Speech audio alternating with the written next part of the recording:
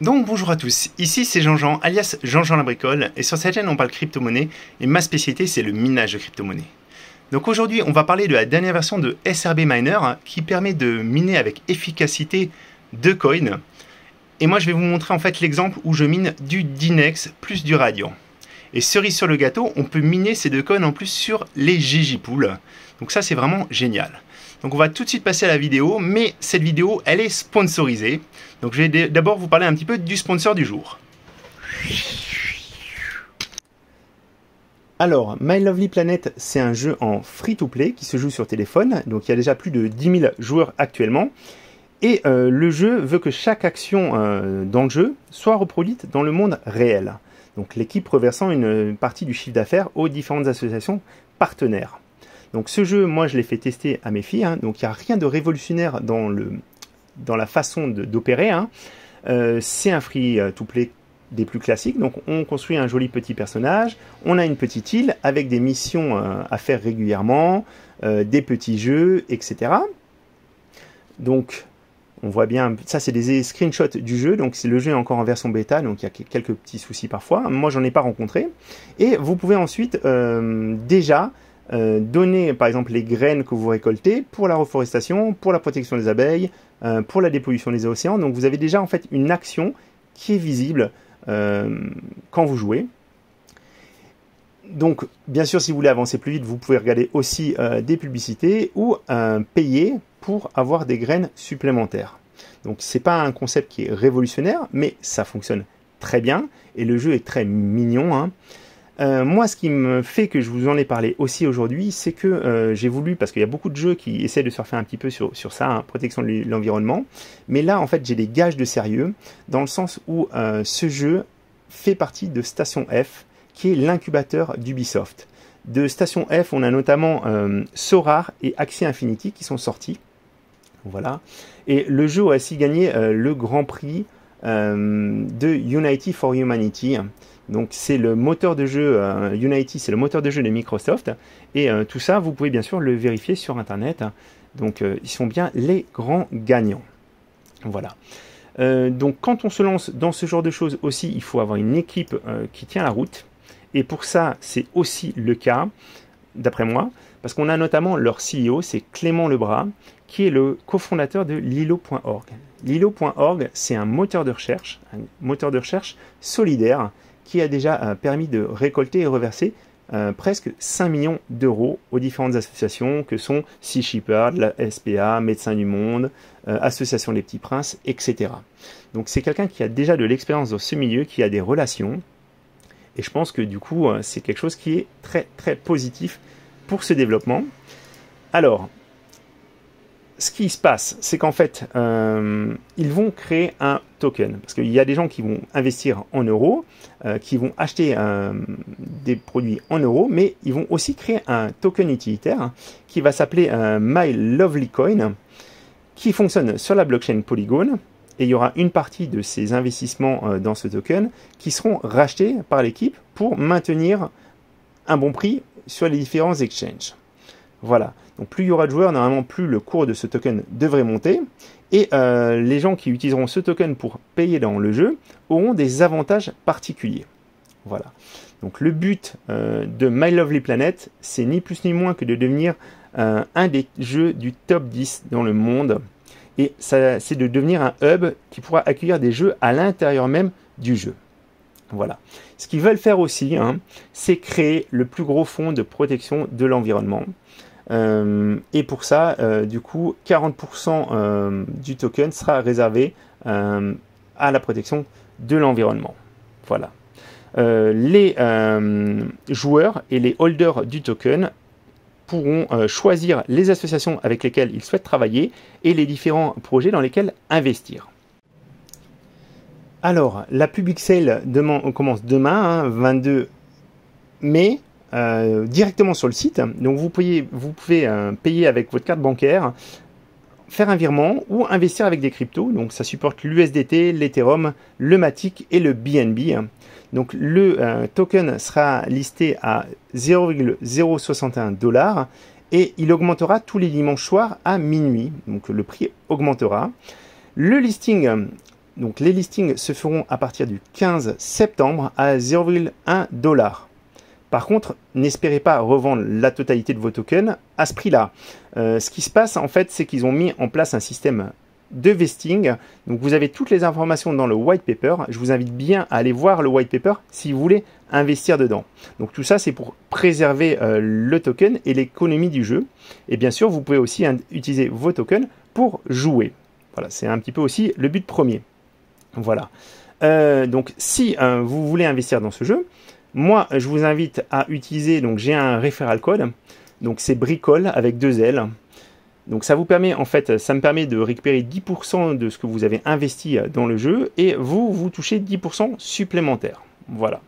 Donc je vous cache rien par rapport à ça. Encore une fois, c'est à vous de vous faire votre opinion. Le seul dernière chose que je vous ai pas dit, c'est que pendant les 2 premières semaines, un des investisseurs qui aura soutenu le jeu sur Twitter ou LinkedIn avec le hashtag MyLovelyPlanet verra son investissement doublé et un don sera fait à l'ONG de son choix. Voilà. Donc tout ça, ça commence demain. C'est sur une période de 3 mois. Donc pendant 3 mois, vous pouvez participer à cette public sale pour la protection de l'environnement dans le cadre de ce jeu MyLovelyPlanet.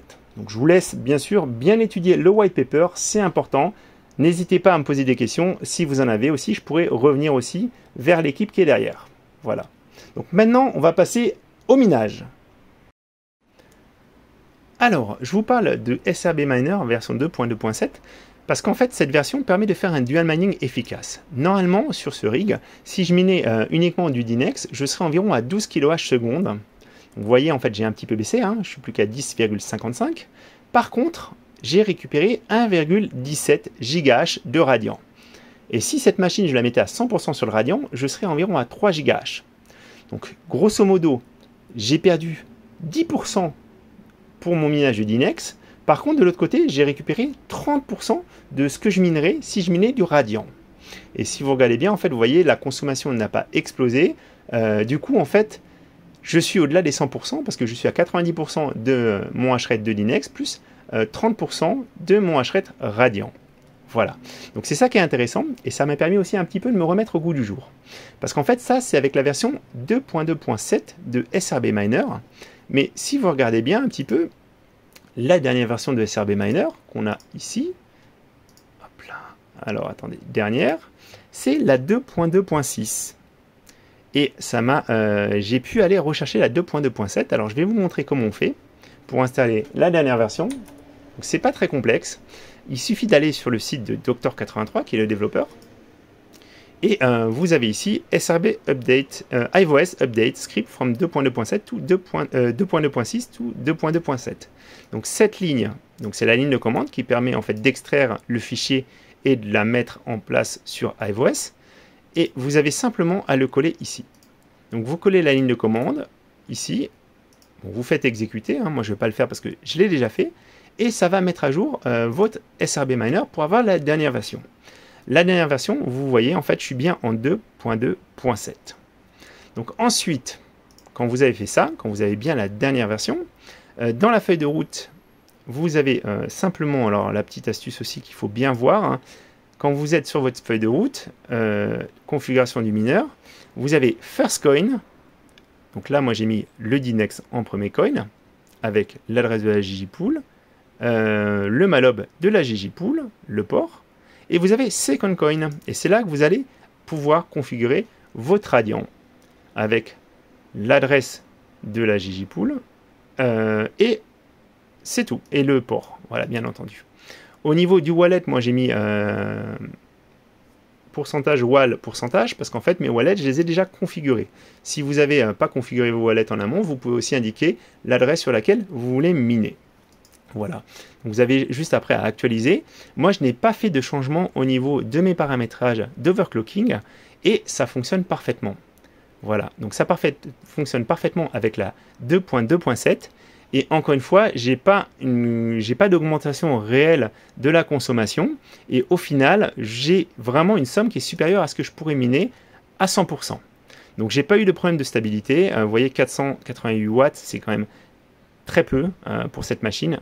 Et du coup, moi, je suis extrêmement content de cette nouvelle version. Ce qu'on m'a fait remarquer aussi, c'est qu'en fait SRB Miner, c'est un des rares mineurs qu'on peut lancer en double sous iOS, parce que SRB Miner a créé un truc rigolo. Ils ont créé une seconde version qui s'appelle SRB Custom. Et SRB Miner Custom, ça permet en fait de relancer le mineur une seconde fois alors qu'il est déjà lancé sous iOS. Donc moi là, j'ai pas besoin de l'utiliser, mais il faut savoir que vous avez cette possibilité. Donc au final, normalement sous iOS, vous ne pouvez pas lancer deux fois le même mineur, mais si vous utilisez en custom cette version custom, à ce moment-là, ça vous permet de le lancer deux fois. Il ne s'en rend pas compte que c'est le même mineur. Voilà. Donc c'est aussi une belle astuce à connaître pour miner des coins. Donc il y a plusieurs solutions. Moi vraiment, là pour l'instant, le dual mining qui m'intéresse, c'est vraiment le Dynex et le Radiant. Ça permet aussi de moins prendre de risques dans le sens où on diversifie son bag de coins.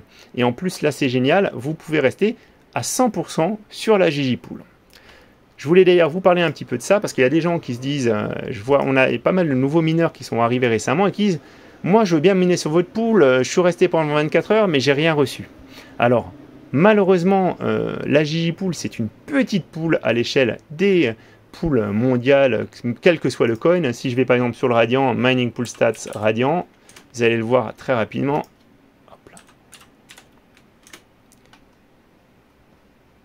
Vous voyez bien, on est 12e. Et du coup, on ne trouve pas des blocs toutes les 10 minutes, comme sur Woolly Poolly ou sur ces pools-là, Zergpool. Même Zergpool, ça fait 35 heures qu'ils n'en ont pas trouvé. Donc, comme on ne trouve pas très régulièrement des blocs, on ne peut pas vous payer parce qu'on est une pool en PPLNS. Donc, nous, on vous paye à partir du moment où on a trouvé les blocs. Mais si on ne trouve pas de blocs, ça peut prendre plusieurs jours. Ça ne veut pas dire qu'on est une moins bonne pool que les autres. Et normalement, si vous minez fidèlement sur notre pool, vous devriez à peu près avoir le même rendement que chez les autres. Mais effectivement, si vous êtes sur Woolly Poolly, là, vous êtes payé quasiment toutes les... vous êtes payé peut-être toutes les 5 heures. Et là, vous vous dites, ben voilà, la pool, elle me paye. Nous, on veut bien vous payer, mais pour ça, il faut qu'on ait les blocs. Du coup, c'est ça la petite subtilité qu'il faut comprendre. Mais encore une fois, il y a une époque où quand on minait et votre reward restait sur la pool pendant des semaines à l'époque d'Ethereum, quand c'était vraiment complexe à miner parce que on était énormément, on touchait des pouillèmes d'Ether et parfois il fallait plusieurs semaines avant d'atteindre son payout. Là, c'est un petit peu la même chose. À vous de voir si vous voulez soutenir la pool et miner avec nous, ou alors si vous voulez rester sur des grosses pools impersonnelles comme Woolly Poolly. Mais faites-moi plaisir, si vous voulez rester sur des grosses pools, évitez Woolly Poolly. Ils ont quand même un petit passif et ils ne se sont pas exprimés, ils ne se sont pas clairement expliqués sur ce qui s'est passé. Donc vraiment, allez sur une grosse pool, mais peut-être pas Woolly Poolly. Voilà. Donc c'était Jean-Jean, j'espère que vous avez appris des choses et je vous dis à très bientôt.